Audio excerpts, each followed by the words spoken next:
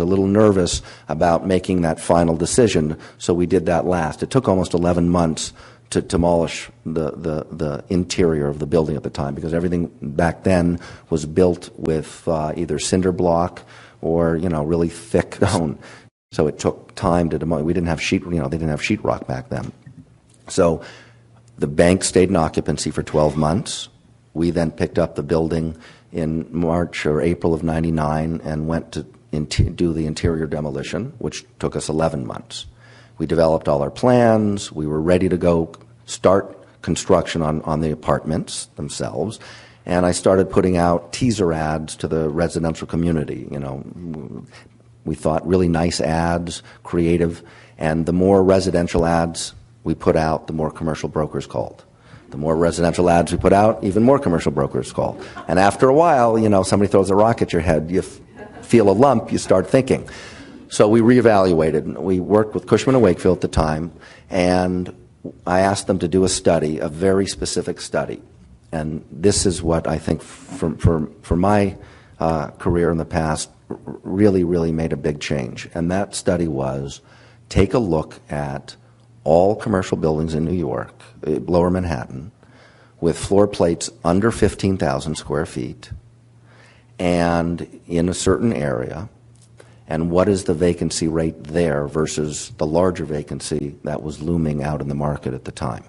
And what we found was it was very low, because if you look at New York City, the average lease, we have 400 million square feet in New York, plus or minus, okay?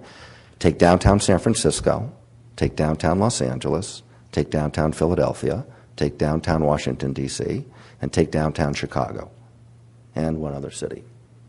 There's one more, whatever. But the 6 largest, about downtown Boston. Take the 6 largest cities in the United States. They do not add up to the square footage Manhattan has. I mean, we're a very large city. The average lease in this city is about 3,800 square feet, right? So what are we? We are a very large office user of very small businesses. And that is what drives New York.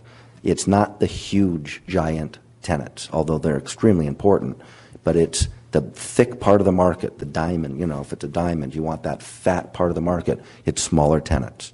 And guess what? This building has smaller floor plates. It would attract smaller tenants.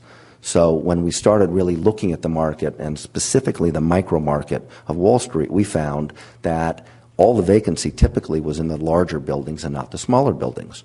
We also found that all the older buildings that were Class D or C buildings, which could have been converted to a B plus building, instead were converted to residential. So there were no buildings that offered tenants A kind of services in a B plus building in this part of the area, because anytime they would be renovated, they were taken out of the marketplace and converted to residential, like we were going to do. So we quickly said, no, we're not doing residential. We threw out all the plans.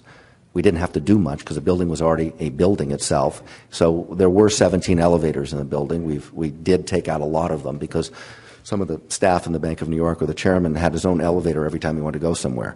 We didn't need to do that. So we went and did a whole major renovation of the building. I mean, we put 667 new windows. We everything top to bottom. It's as sophisticated as any new building was at the time, housed in a landmark building. And it was wonderful. We worked with Landmarks at the time. When we bought the building, we approached Landmarks and told them that we'd be willing to landmark the building because we knew they wanted to. And it was a wonderful success. And we found that we got all the good tenants in the marketplace. We got a little bit more money, but not that much. But we rented very quickly. And we stayed away, thankfully, from all the dot-com companies because I was very nervous about renting space twice. You go rent it once, they go out of business, and you'd be stuck with the space. And they were offering us crazy numbers at the time, but it just didn't seem real. So we did 2 deals with 2 dot-com companies, and we went 0 for 2. And thankfully, they were small, and the rest we did sort of what they used to call the old economy tenants, which is the real economy of what we are. And we filled the building up with wonderful tenants. From there, we found that it made a lot of sense to duplicate it. So we did it at 44 Wall, then 5 Hanover Square, We did 80 Broad, 90 Broad, and what we did is we took all these older buildings that were architecturally very distinctive and wonderful, and renovated them, we think, very, sensitively, bringing back the luster of the buildings, but putting in all great services. So, for instance, like in this building, while it has every sophistication in the world, the original room on the fourth floor, is still up there. And that was the boardroom that came from the first building. Then they took it apart, put it in the second building, and then when the Bank of New York built this building, they took the same elements and put it back in there. And it's wonderful. And at the same time, you still have a very sophisticated building. So for us, it worked out very, very well. And, the process of going through finally did show its head. So the net is that if you really do take a look at the demographics of Lower Manhattan here, and you actually pay attention to them and really look as if you were a foreigner, which I did. I said, I don't know anything here, let me start fresh. It was very unique, and from that we were thankfully very successful with our projects, and it allowed us to sit here today in a nice museum, which is terrific. So anyway, thank you very much.